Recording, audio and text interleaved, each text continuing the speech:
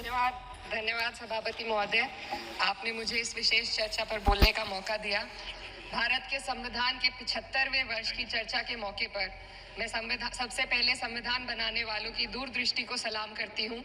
एक युवा सांसद के तौर पर मैं अपनी उम्मीदों को संविधान के साथ जोड़कर खास तौर पर ये बताना चाहती हूँ कि आज हमारे देश में पिछड़े, दलित, अल्पसंख्यक समुदाय को किस तरह अपने संवैधानिक अधिकारों और आज़ादियों की हिफाजत के लिए हर रोज मुश्किलों का सामना करना पड़ रहा है। Doctor B.R. अम्बेडकर के कथन से अपनी बात रखना चाहती हूँ। उन्होंने कहा था, मुझे अपने भारतवर्ष पर फक्र है कि जिसके पास ऐसा संविधान है जो लोकतंत्र, समाजवाद और सेक्युलरिज्म को संजोता है। लेकिन आज ऐसा लगता है जैसे संविधान की किताब तो है, पर इसे चलाने वालों का ईमान गुम हो गया है। आज हिंदुस्तान में हर वर्ग को किसी न किसी चुनौती का सामना करना पड़ रहा है, मगर अल्पसंख्यक, खास तौर पर मुसलमानों पर जो कहर टूटा है वो किसी से छुपा नहीं है। ये लोग सिर्फ अपने मजहबी पहचान की वजह से निशाने पर हैं। संविधान का अनुच्छेद 15 कहता है कि किसी भी नागरिक के साथ धर्म, जाति या किसी और वजह से भेदभाव नहीं होना चाहिए, लेकिन हकीकत इसके उलट है। हालात इस कदर बिगड़ चुके हैं कि hate speech, mob lynching, bulldozer द्वारा घरों को गिराने की घटनाएं आम हो गई हैं। खास तौर पर उत्तर प्रदेश में, जहां ऐसा लगता है जैसे कानून के नाम पर जंगल राज चल रहा हो। संभल में जो हुआ वो सबके सामने है। पुलिस के संरक्षण में निर्दोष लोगों की हत्या की गई और सरकार ने चुप्पी साध ली। अल्पसंख्यकों पर हिंसा बढ़ती जा रही है, मगर सत्ता में बैठे लोग या तो आंखें मूंदे हुए हैं या फिर इन घटनाओं को बढ़ावा दे रहे हैं। हद तो तब हो जाती है जब न्यायपालिका की बात भी अनसुनी कर दी जाती है। सुप्रीम कोर्ट ने मॉब लिंचिंग पर 11 सूत्रीय निर्देश जारी किए थे।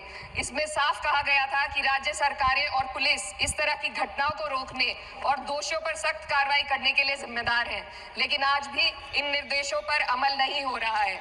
हाल ये है कि मॉब लिंचिंग को रोकने की बजाय सत्ता में बैठे लोग आग में घी डालने का काम कर रहे हैं। उनकी जुबान से ऐसी बातें निकलती हैं जो नफरत को और बढ़ावा देती है।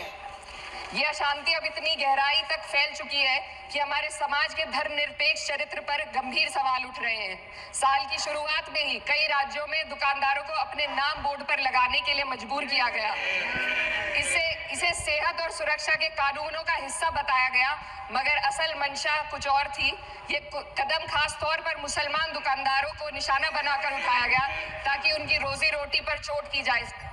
पिछले हफ्ते मुरादाबाद में एक मुस्लिम डॉक्टर को हिंदू बहुल्य मोहल्ले में घर खरीदने पर विरोध झेलना पड़ा। वजह बताई गई कि इससे मोहल्ले की सामाजिक शांति बिगड़ जाएगी।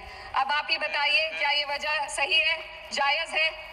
असल में ये छोटी बड़ी घटना इस बात का सबूत है कि सांप्रदायिकता को बढ़ावा देने वाले बयान और नीतियां हमारे समाज को अंदर से खोखला कर रही है। उत्तर प्रदेश में यति नरसिंहन ने बेहद घटिया बयान दिया, लेकिन सरकार इन बयानों पर कोई कार्रवाई नहीं कर रही।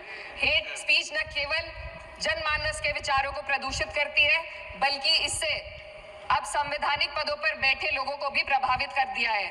अभी हाल ही में माननीय उच्च न्यायालय इलाहाबाद के माननीय न्यायाधीश ने ऐसे बयान दिए जिसका संज्ञान खुद सुप्रीम कोर्ट को लेना पड़ा।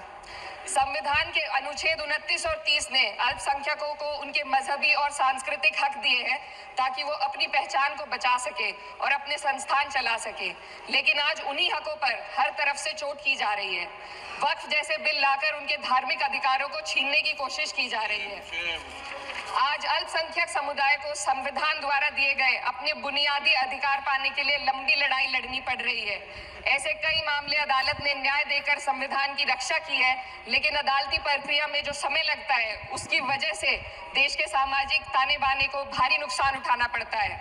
मिसाल के तौर पर इलाहाबाद हाई कोर्ट ने 2004 के मदरसा एक्ट को रद्द कर दिया था, जिससे मदरसों के संचालन पर सवाल उठे। हालांकि सुप्रीम कोर्ट ने बाद में इस फैसले को पलट दिया और एक्ट को वैध करार दिया, लेकिन इस प्रक्रिया में जो समय लगा उसने अल्पसंख्यकों को बेचैनी और संघर्ष के दौर में डाला है। इसी कड़ी में प्लेसेस ऑफ वर्शिप एक्ट 91 भी आता है और कई अन्य अधिकार, उन्हें भी इसी तरह अदालती लड़ाइयों में उलझाया जा रहा है। ये स्थिति न केवल अल्पसंख्यकों के अधिकारों की राह में रुकावट है, बल्कि justice delayed is justice denied जैसी कहावत को सिद्ध करती है। मैं इस सदन से दुनिया भर के अल्पसंख्यकों की आवाज उठाने